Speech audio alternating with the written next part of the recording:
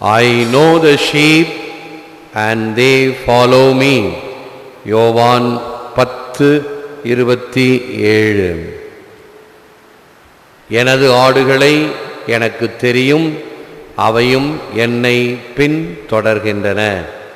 இது கிறிஸ்து வழங்கும் வாழ்வு தரும் நற்செய்தி. கிறிஸ்துவே உமக்கு புகழ். இறையேசுவில் அன்பார்ந்தவர்களே, அன்பார்ந்த தொலைக்காட்சி விசுவாசிகளே, believers recognize the voice of Jesus amidst all voices, distinguish the true voice from the false, truth from falsehood.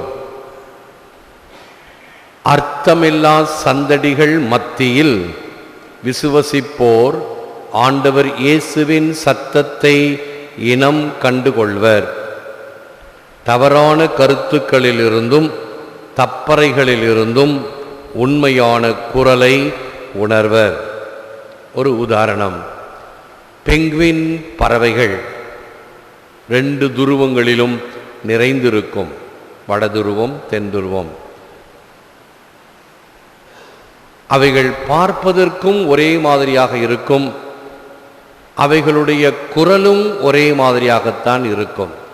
ஆனாலும் ஒவ்வொரு தாயின் குரலை அதனுடைய குட்டிகள் அறிந்திருக்கும்.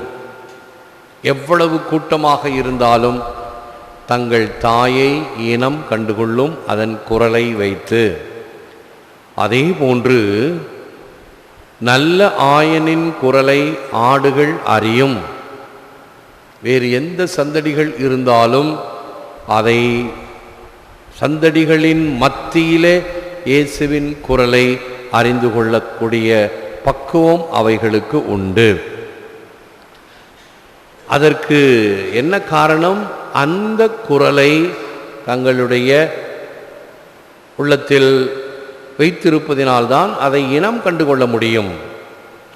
அதே போன்று பல சத்தங்களின் மத்தியிலேயும் நாம் இயேசுவின் குரலை கேட்பதற்கு தயாராக இருக்க வேண்டும். அதற்குரிய மனதினையும் பெற்றிருக்க வேண்டும். கான்சன்ட்ரேஷன் என்று சொல்லுவார்கள். ஒருமுனைப்படுத்தும் பொழுது புற சந்தடிகள் எதுவும் நம்மை சலனப்படுத்தக்கூடாது. 2 உதாரணங்கள் கூறுவேன். ஒன்று, ஒரு ஆட்டோ ரிக்ஷாவில் ஒரு பெண் கடத்தப்படுகிறாள். ஆட்டோ டிரைவருக்கு தெரியாமல் கத்திமுனையில். அப்பொழுது என்ன செய்வது? கத்தியால் குத்திவிடுவேன் என்கின்ற வகையில் முதுகில் கத்தி இருக்கிறது. ஆகவே மௌனமாக ஆட்டோ சென்று கொண்டு இருக்கும் பொழுது அந்த கையை ஆட்டோ தகரத்தில் வைத்து இவள் தட்டிக்கொண்டே வருகிறாள். அடுத்த 5 நிமிடங்களிலே ஆட்டோ ரிக்ஷா ஒரு போலீஸ் ஸ்டேஷன் முன் நிற்கவும் இந்த கடத்தியவர்கள் ஓடிவிடுவார்கள். என்ன நடந்தது? இந்த பெண் இந்த சங்கேத மொழி, தந்தி, மோர்ஸ் லாங்குவேஜ் என்கின்ற தந்தி மொழியிலே நான் கடத்தப்படுகிறேன், எனக்கு உதவி செய்யுங்கள் என்று அவளை அறியாமல் அவள் அந்த தகரத்தில் தட்டி கொண்டிருந்தாள். அவளுடைய அதிர்ஷ்டம் பாருங்கள், இதை அந்த ஆட்டோ டிரைவர் அறிந்திருந்தார். ஆகவே சத்தங்களின் மத்தியிலே இந்த சத்தத்தை பார்த்து பின்னால் ஏதோ ஆபத்து, இந்த சங்கதி செய்தி எனக்கு தரப்படுகிறது என்று கண்டுகொண்டு அவளை காப்பாற்றினாள். 1. 2வது உதாரணம், நான் முன்பு இருந்த பங்கிலே வீடுகளை சந்திக்க மாலை வேளையில் சென்ற பொழுது ஒரு குடிசை வீட்டிலே அதனுடைய வாசற்படியில் நின்று அந்த வீட்டில் இருக்கக்கூடிய ஒரு பெண், அவளுக்கு கோவில் திருமணம் செய்வதை பற்றி பேசிக்கொண்டிருக்கிறேன். அந்த தவக்காலத்தின் சமயத்தில், ஈஸ்டர் சமயத்தில் கோவில் கல்யாணம் செய்து கொள்ளலாம், இப்படி செய்ய வேண்டும் என்று அதற்கு வேண்டிய வழிவகைகளை சொல்லி கொண்டு இருக்கும் பொழுது வீட்டுக்குள்ளே பார்க்கிறேன், அவளுடைய தாய் மண்டியிட்டு, நேராக மண்டியிட முடியாததினால் 2 கைகளையும் ஊன்றிக்கொண்டு தலை கவிழ்ந்த வண்ணம் செபித்து கொண்டிருக்கிறார். என்னுடைய சத்தத்தை கேட்டு திரும்பி பார்ப்பார் என்று நான் அவரை பார்த்து கொண்டே பேசிக்கொண்டிருக்கிறேன். ஆனால் கொஞ்சம் கூட கவனம் சிதறாமல் செபத்திலே அவர் ஆழ்ந்திருந்தார். எனக்கு மிக மிக ஆச்சரியம். ஒரு சாதாரண பெண், படிப்பு அதிகம் இருந்திருக்காது. ஆனால் ஜெபம் செய்கிறேன், எந்த சந்தடியும் என்னை அலைகழிக்க கூடாது என்ற மனநிலையிலே இருந்தார். நம்மை உதாரணமாக எடுத்து பாருங்கள். இந்த காற்று கொஞ்சம் அதிகமாக அடித்து ஒரு ஜன்னல் கதவு படார் என்று சாத்தினால் உடனே திரும்பி பார்ப்போம். அங்கே 2 பேர் போகிறாங்க, அங்கே ஒரு பிள்ளை பார்க்குது யார் வராங்கன்னு. இப்படி தான் நம்ம பராக்கில் இடம் கொடுப்போம். என்ன நடக்கிறது, யார் வரா, யார் போகிறா, சத்தம், டமால்னு ஒரு சத்தம், பின்னாடி ஏதாவது சத்தம் கேட்டால் உடனே நாம் சலனப்படுகிறோம். அல்ல, நம்முடைய குறிக்கோள் ஒன்றிணைந்த, கான்சன்ட்ரேட்டட். என்ன சொல்லப்படுகிறது, ஆண்டவரிடம் என்னுடைய சிந்தனை இருக்க வேண்டும் என்கின்ற மனநிலையில் இருக்க வேண்டும். Living Christ has 2 hands. One to point the way, and second held out to help us along the way. உயிருள்ள கிறிஸ்துவுக்கு 2 கைகள் உண்டு. ஒன்று பாதையை சுட்டி காட்டும், நானே வழி, நானே வாழ்வு, நானே வாழ்வு உயிர் என்று சொல்லுகின்ற வகையில் அவர் பாதையை சுட்டி காட்டுகிறார்.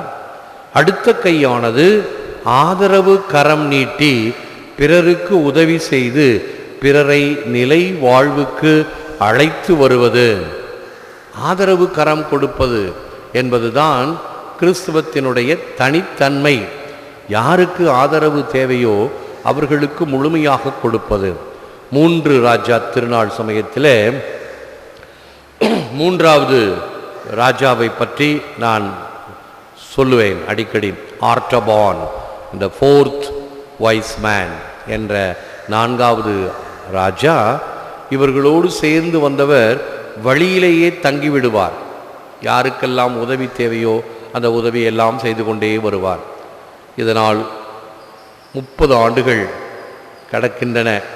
ஏறக்குறைய இயேசு பிறந்த சமயத்திலிருந்து அப்பொழுது வந்த ஞானிகளை இவர் முன்னே செல்லவிட்டு இவர் இப்படியே காலம் கழித்து இறுதியிலே கல்வாரியிலே இயேசுவை சந்திப்பார்.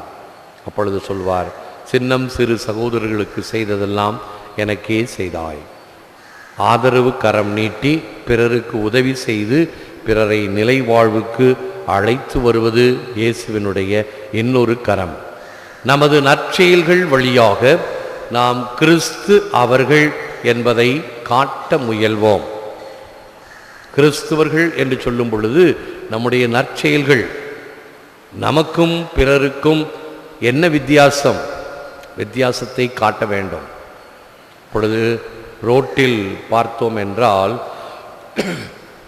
நிறைய பேர் ராங் சைடில் வருவாங்க. ஏன்? சற்று சிரமம் எடுத்து அந்த வழியை கொஞ்சம் தூரம் சென்று ஒரு யூ டர்ன் எடுத்து வரலாமே. ஒரு முறை அப்படித்தான் ஒரு இந்த 100 feet ரோட்டில் இப்போ அதை பாதி ஆக்கியிருக்கிறாங்க. 1 way, அந்த ரயில்வே பாலம் கட்டுவதற்காக. அநேக 2 சக்கர வாகனங்களும் பெரிய வாகனங்களும் அதில் வரக்கூடாது, அதில் தான் வருவார்கள். நான் அந்த இடத்துல ஒரு கடையை மந்திரிக்க சென்றிருந்தேன். கடையை மந்திரித்த பிறகு அங்கே இருக்கிறவங்க சொன்னாங்க, இந்த இப்படியே போயிடலாம். நான் போக மாட்டேன். வெள்ளை அங்கி போட்டுக்கொண்டு ராங் சைடில் போனால் நான் சான்று பகர்வன் அல்ல. சிரமமானாலும் சற்று தூரம் சென்று யூ டர்ன் எடுத்து அல்லது அடுத்து போங்கரை வீதியிலே செல்வேன் என்று ஒவ்வொருவரும் இந்த தவறான முன் உதாரணத்தை தவிர்த்தோம் என்றால், குறைந்தபட்சம் நான் அப்படி செய்வேன் என்று கிறிஸ்துவர்கள் முனைந்தால் எத்தனை பேர் இந்த போக்குவரத்து விதிகளை கடைபிடிப்போம்? சாதாரண போக்குவரத்து விதிகள், அதை கடைபிடிக்க முடியாவிட்டால் கூரை ஏறி கோழி பிடிக்கலன்னா வானம் ஏறி வைகுண்டம் போக முடியாது அப்படின்னு சொல்லுவாங்க. சாதாரணவைகளை செய்யாவிட்டால் நீ எப்படி அசாதாரணத்தை செய்ய போகிறாய்? இயேசுவுக்காக உயிரை கொடுக்க போகிறாயா? வேறு மேடையாக இருந்தால் நான் வேறு விதமாக சொல்லுவேன். எதை செய்ய வேண்டுமோ சாதாரணமான காரியம் அதை செய்யவில்லை, அசாதாரணமான காரியம். இயேசுவினுடைய வாழ்வு சவால் நிறைந்த வாழ்வு. அப்படி சவால்களை ஏற்று வாழ்வோம் என்பதை பிறருக்கு காட்ட முயல்வோம். Do all the good you can, by all the means you can, in all the ways you can, at all the times you can, as long as ever. நன்மை என்பதை எப்பொழுதும் எல்லா வழிகளிலும் எல்லா நேரத்திலும் எல்லையில்லா வழிகளில் எவ்வளவு தூரம் முடியுமோ அவ்வளவு தூரம் செய்ய வேண்டும். இதுதான் கிறிஸ்து நமக்கு காட்டுகின்ற அளவு. முழந்தாளிருப்போம், செபிப்போம். Lord Jesus, you are the good shepherd who secures what is best for us. In you I place all my hope and trust. Open my ears to hear your voice and follow your commands. ஆண்டவராய் இயேசுவே, நீரே நல்லாயன், மிகச்சிறந்த நல்லவற்றை எங்களுக்கு கொடுப்பவர் நீரே. எங்கள் முழு நம்பிக்கையும் அனைத்து எதிர்பார்ப்புகளையும் உம் பாதம் சமர்ப்பிக்கின்றோம். உம் குரல் கேட்டு உம் கட்டளைப்படி நடக்க எம் செவிகளை திறந்தருளும்.